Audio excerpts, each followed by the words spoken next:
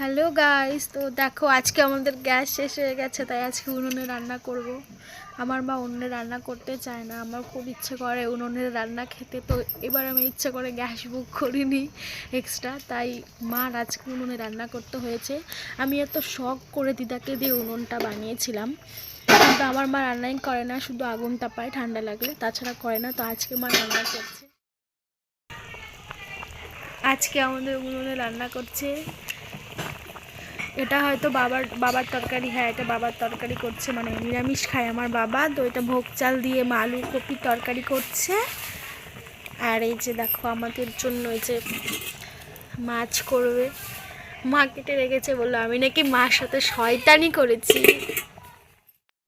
মা বলছে আমি নাকি মার সাথে শয়তানি করেছি, এটা ইচ্ছে করে নাকি করেছি, প্ল্যান করে নাকি করেছি। এটা কিন্তু সত্যি, আমি কিন্তু প্ল্যান করেই করেছি, কারণ আমার সত্যি খুব খেতে ইচ্ছে করে উনুনের রান্না। ছোটোবেলায় তো মা করতো যখন খুব ছোট ছিলাম, বড় হবার পরে তো আর মনেও পড়ে না যে মা লাস্ট কবে উনুনে রান্না করেছিল।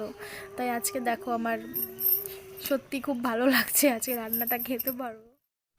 আমি খালি শুনি যে আমরা মা মামাদের থেকে মাসিদের থেকে খালি শুনি যে আমরা যখন ছোট ছিলাম আমার মা উনুনে রান্না করতো, মানে আমার দিদা কী সুন্দর সেন্ট বেরোতো রান্নার, এরকমভাবে বলতো। হ্যাঁ, ছোটোবেলায় না আমি দিদার হাতে অনেক রান্না খেয়েছি। দিদার রান্নার একটা অন্যরকম সেন্ট হয়, যেটা সত্যি আমি মা করে মা রান্না অনেক ভালো হয়, কিন্তু দিদার ওই সেন্টটা হয় না দিদার। তাই আমি বলি যে ভালো হয়তো করো না কেন, তোমরা তো উনুনে রান্না করতে পারো। মানে কী বলবো, গ্যাস হওয়ার পরে সবার মধ্যে একটা আলসাম্য ব্যাপার কিন্তু রান্নার দিকে হয়ে গেছে, যে না গ্যাসেই করতে হবে, উনুনে করা যাবে না। এদিকে আমার বাবা কিন্তু কাঠের কাজ করে, আমাদের বাড়িতে কিন্তু অনেক খড়ি থাকে, মা চাইলে রান্না করতে পারে কিন্তু করে না। বলে যে এখনকার যে সার ঠার দিয়ে করে রান্না ভালো হবে না, খেতে করলেও অত ভালো লাগবে না। যাই হোক, হাফ তো ভালো হবে, তাই না? অল্প তো পাওয়া যাবে স্বাদটা। তো এটা দেখো, এটা ভোগ চাল দিয়ে করছে, নিজে ভোগ চাল দিয়ে করছে।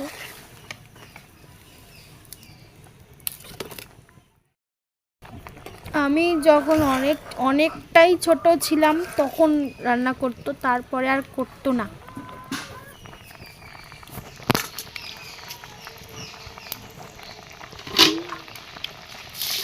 তখন হয়তো ক্লাস 2 কি 3-তে পড়ি, এরকম আর কি।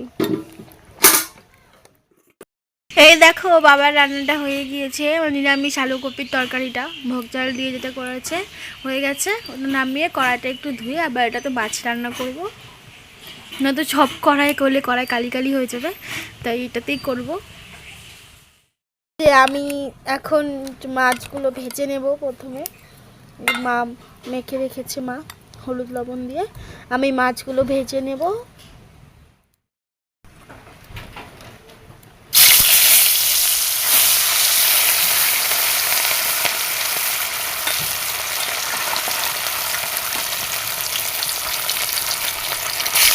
যারা গ্রামে থাকো তারা কিন্তু উনুনে রান্না করো, কারণ আমার অনেক বন্ধু বান্ধবী থাকে, আমার রিলেটিভরা থাকে, তারা উনুনে রান্না করে, আমার খুব ভালো লাগে সত্যি। আমাকে তারা বলে আয় খেয়ে যা।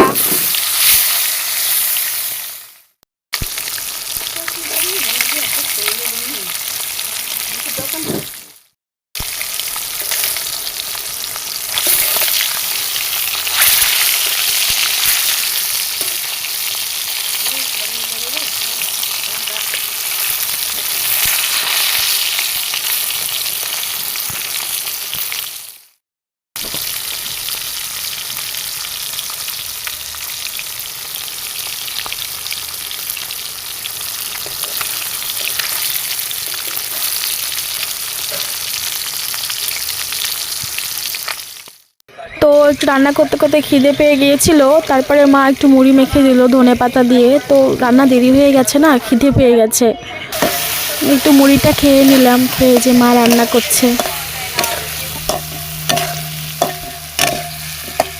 কেমন লাগতেছে রান্না করতে? ভালো, তাহলে করো না কেন?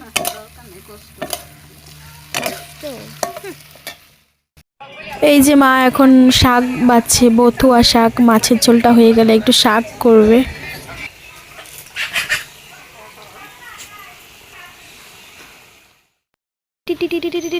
টিটি, আয় আয় আয় আয়। তো এই যে দেখো মাছের তরকারিটা হয়ে গেছে, তো দেখে তো মনে হচ্ছে অনেক ভালোই হয়েছে, কালারটা অনেক ভালো লাগছে। তো এখন মাছের ঝোলটা নামিয়ে খেয়ে নেব, কারণ আমারও খুব খিদে পেয়ে গেছে, আমার মারও। তো আমরা খেয়ে নিই, ততক্ষণে তোমরা একটু লাইক কমেন্ট করে দাও, আর যারা এখনও আমাকে সাবস্ক্রাইব করোনি প্লিজ তোমরা সাবস্ক্রাইব করে দিও। তো আমি খেয়ে নিই গো, খুব খিদে পেয়েছে। দেখা হচ্ছে তোমাদের সাথে কালকে নতুন কোনো ভিডিওতে। আজকের মতন টাটা।